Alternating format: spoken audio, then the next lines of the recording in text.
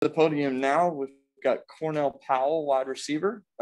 Just as a reminder, we have now, I believe, sent out pool photo and video, so please be on the lookout for that to be distributed shortly. If you can, please go ahead and use the raise hand feature, and I will kind of call through and work through this in order. And we will go no longer than 15 minutes in keeping with the combine format. So with that, I will turn it over to, and I will go here in order that I see the hands up. So Brandon Carlisle, go ahead, sir. Hey, Cornell, how's it going, man? What's up, man? How you doing, Brandon? I'm good. So from a statistical standpoint, 2020, you really had a breakout year. What kind of clicked for you this past season? Just coming into the year, it was my 5th year. Last year of eligibility, I knew that I had to honestly just go get it. Be a difference player out there, to be a difference maker. Go out there and showcase my talent last go round. So just going in there and attacking each practice, each workout as such. Thank you, man. Up next, we'll go to Elise Robinson. Go ahead. Hi, Cornell. How are you? I'm doing good, Elise. How are you?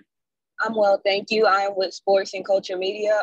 My question for you is, over the 5 years you've been at Clemson, how has that shaped you to become the player that you are today? And how has being under the coaching staff with Dabo, of course, but with offensive coordinator and Coach Venables, how has that all worked out for you? Being here 5 years, been in that wide receiver room, I've been around great talent, and it just makes me raise my level of play, raise my competitiveness, and raise my intensity every day. You got to go out there and compete. So just bring out the best of me. Being under Coach Sweeney has been a dream come true. He makes me better. He made me a better man. He ensured that I graduated and that I became a better person. I left a better person than I came in. And then just being under Coach V and Coach Elliott, man, their leadership and their respective sides of the ball. Coach V, man, his intensity in practice, he brings the best out of you each and every day. And then Coach Elliott is so intelligent, so wise. He knows so much, and, just always pick up little nuggets from him. So just being knowledgeable from him, learning how to be knowledgeable from him, and transitioning into the game. Thank you. Sure. Next, we'll go to Justin Churchill from LA Sports Talk.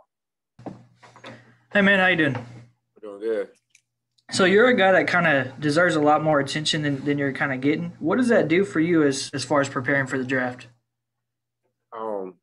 Never know. It's never really about attention. You just got to put your head down and work, and you're going to get what you earn. So you can't deny film. You can't deny numbers. You can't deny tape. So it just motivates me, man. Not trying to prove anybody wrong, just trying to prove myself right. And I knew that I had the abilities, and I knew that I belonged on this level. So every day, I'm just working towards that, just trying to be 1% better. Thank you. David Hood from the TigerNet. Go ahead, sir.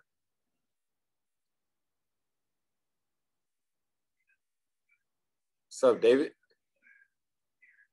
He's on mute, probably. David, go ahead.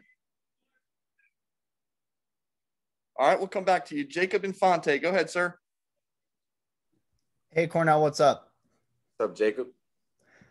Not much, just chilling. But, yeah, as far as the receiver position goes, you've lined up quite a bit in the boundary, but you also can play in the slot in a lot of different alignments.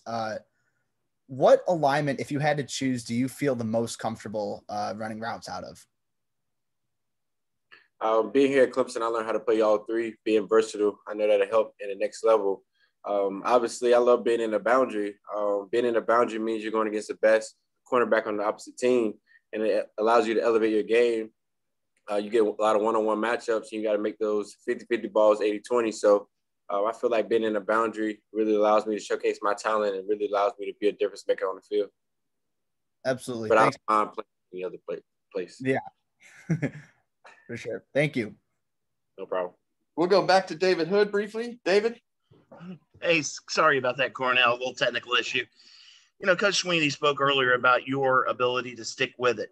that you could have packed up, you could have left, you could have gone somewhere else.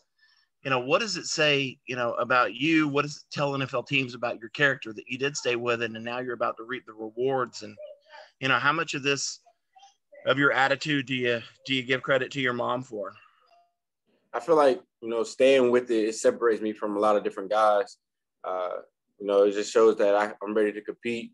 I'm a team before self guy.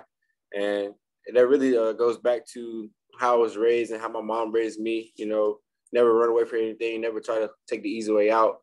I just love to compete, man. And like I said, I knew I belonged on this level. And so just trying to prove myself that. Fran Duffy, please go ahead.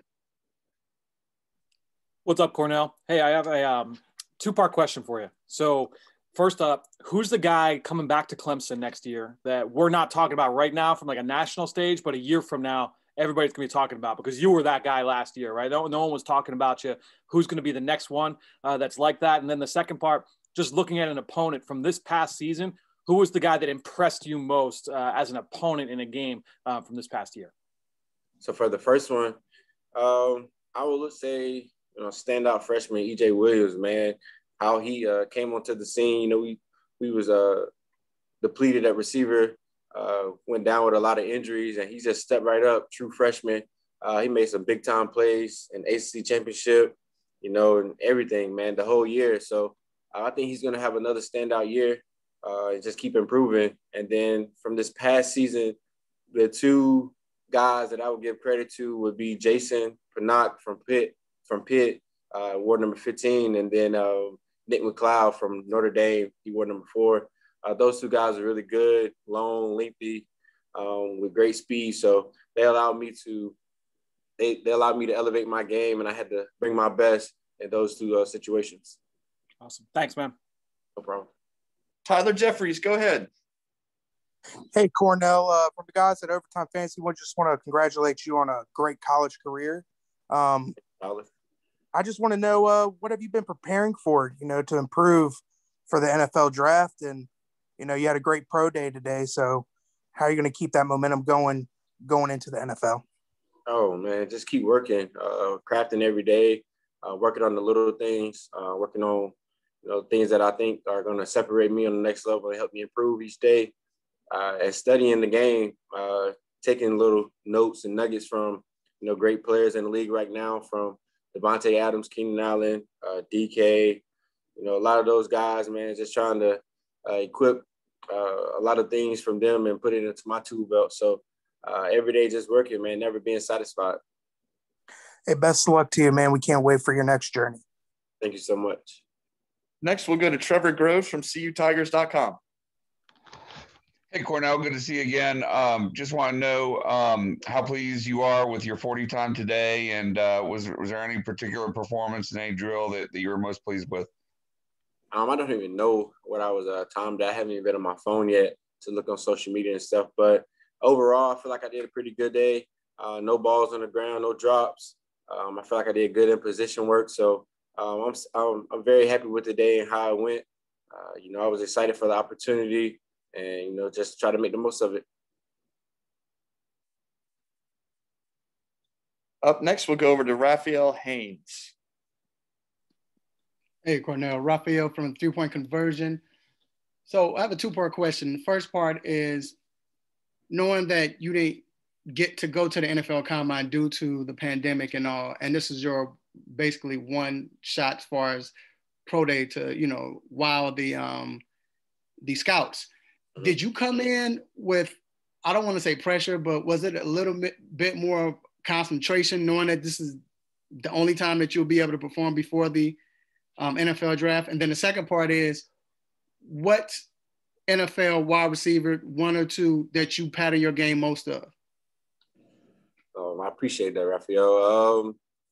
I try to approach every opportunity as, my last. You never know, especially with the times of day. Who's to say that when I came and ran roster with Trevor, that'd have been my last time to wow the NFL coaches. So just try to approach it with the same mindset that, I got to go get it. I got to bring my best. And, I only get one opportunity at this. Unfortunately, the NFL Combine was canceled and stuff, but still grateful for the invite, still grateful for this opportunity to come here and showcase my talent at Pro Day one more time for NFL scouts and stuff. So never taking the moment for granted. And then the second question, I would say, oh man, what's his name? For the Titans, I went blank. Corey Davis? No. I know you're talking about number 11. I know yeah. He went to. I can't think his name. AJ Brown. AJ Brown, yeah. AJ Brown and DK. You know, both of those guys do such a great job of just being physical, being aggressive with the ball in their hand. Especially AJ Brown, man. He gets the ball, he just turns into a running back, and just being physical and hard to take down. So, you know, a guy like that is pretty valuable to the team. So.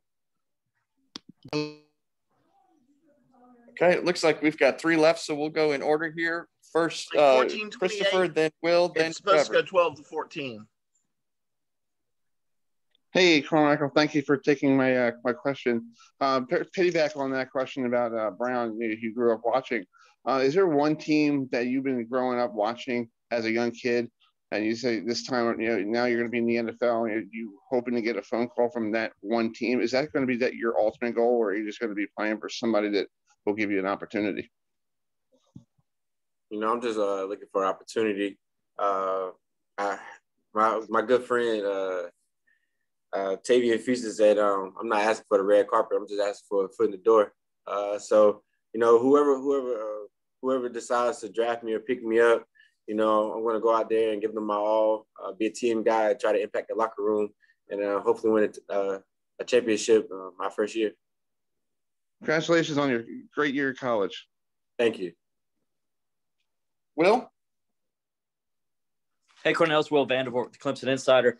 Kind of going back to a little bit what David asked you, but from a different level of, you know, maybe when young people look at your story and see how you stuck it out when you could have easily left, how much do you think that'll weigh on young people? And do you look at yourself as a guy who kind of like maybe is a leader there and doing things a different way than what some people do now? Just really trying to get back to, you know, earning everything, you know, not being entitled. You know, a lot of guys come in 4 and 5 stars and they just want to hand it to them. But when you get to this level, man, all that's wiped out the window. You got to go earn it. You start right back at the bottom of the barrel. You just got to go prove yourself each and every day. And so I just hope that I can inspire people to stick with it, man, and really earn it, because it feels so much better just being able to say, like, yeah, man, I did that. You know, no one ever gave me anything. I worked for everything I got. Then, you know, saying, you know, I was given this and that. So just try to be a light. Trevor Groves, go ahead. Hey, Cornell, since you hadn't heard, I just want to get back to you on your 40 time. You were given an unofficial of 4.47. Is that about what you were expecting? That's pretty good. That's pretty good for me, you know. Yes, sir. All right, seeing no further questions, thank you guys very much. Cornell, thank you very much for your time. Thank y'all so much. Thanks, Cornell.